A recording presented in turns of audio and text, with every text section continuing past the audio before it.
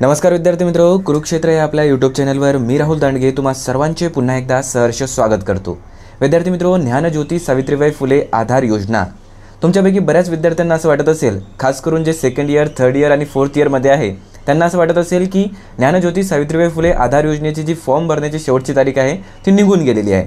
पण विद्यार्थी मित्रो, लक्षात घ्या की जे विद्यार्थी फर्स्ट इयरमध्ये आहे किंवा second year, third year, fourth इयरमध्ये आहेत, जे आपलं उच्च शिक्षण करत आहेत, तर त्या सगळ्या विद्यार्थ्यांसाठी फार महत्त्वाची ही खबर आहे की मुदतवाढ तुम्हाला मिळालेली आहे। ज्ञानज्योती सावित्रीबाई फुले आधार योजनेसाठी अर्ज करण्यासाठी तुम्हाला मुदतवाढ मिळालेली आहे।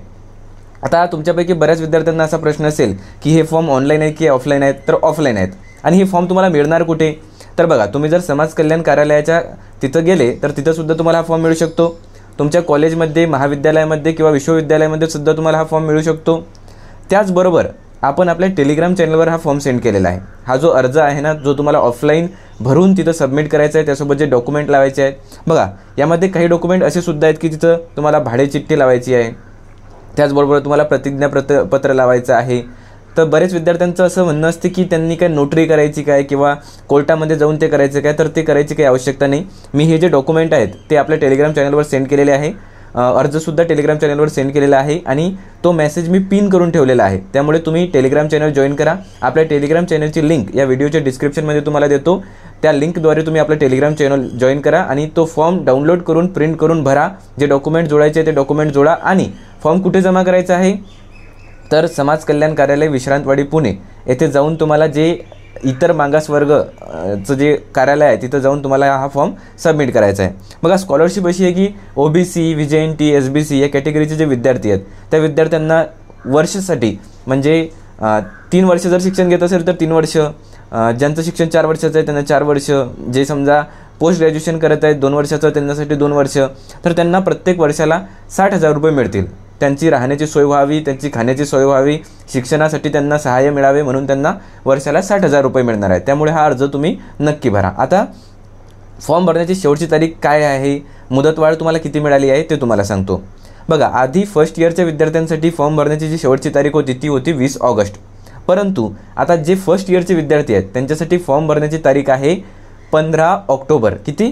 15 ऑक्टोबर 2024 हे फर्स्ट इयरच्या विद्यार्थ्यांसाठी फॉर्म भरण्याची शेवटची तारीख आहे। आणि मग तुम्ही म्हणणार की सेकंड इयर, थर्ड इयर आणि फोर्थ इयरच्या विद्यार्थ्यांनी काय करायचं? तर त्यांच्यासाठी जी फॉर्म भरण्याची शेवटची तारीख होती अगोदर, तर ती होती किती होती? 31 जुलै। परंतु आता ती वाढलेली आहे आणि किती झालेली आहे? तर 30 सप्टेंबर 2024 पर्यंत तुम्ही हा फॉर्म भरू शकता। हे अर्ज तुम्ही तिथं करू शकता। म्हणून जे विद्यार्थी second year, third year, fourth इयरमध्ये आहेत, त्यांचं शिक्षण घेत आहेत, तर त्या विद्यार्थ्यांनी 30 सप्टेंबरच्या आत हा फॉर्म नक्की भरा। तुमचाच फायदा आहे, 60,000 रुपये तुम्हालाच मिळतील, मला मिळणार नाहीत। त्यामुळे हा फॉर्म तुम्ही नक्की भरा। आता विद्यार्थी मित्रो, यासाठी तुमच्या पालकांचं एक इन्कम क्रायटेरियासुद्धा आहे। ज्या विद्यार्थ्यांच्या पालकांचं इन्कम हे 2.5 लाखापेक्षा कमी आहे त्यांनाच हा फॉर्म भरता येणार आहे किंवा त्यांनाच ही स्कॉलरशिप मिळणार आहे। त्यामुळे तुमच्या पालकांचं इन्कम जर 2.5 लाखापेक्षा जास्त असेल तर फॉर्म भरून काही फायदा नाही, कारण 2.5 लाखापेक्षा कमी इन्कम असणाऱ्या विद्यार्थ्यांनाच तो फॉर्म भरता येणार आहे। ठीक आहे, तर आपले टेलिग्राम चॅनल जॉईन करून घ्या, तिथून तुम्ही तो फॉर्म डाउनलोड करा। काही अडचण आल्यास तुम्ही त्याबद्दल मला मेल करा किंवा या व्हिडिओच्या कमेंट सेक्शनमध्ये तुम्ही कमेंट करू शकता आणि तुम्हाला जे काही सांगायचं आहे किंवा जे काही विचारायचं आहे ते तुम्ही मला विचारू शकता। चला तर भेटूया पुढील व्हिडिओमध्ये। तोपर्यंत हसत खेळत अभ्यास करत राहा। धन्यवाद।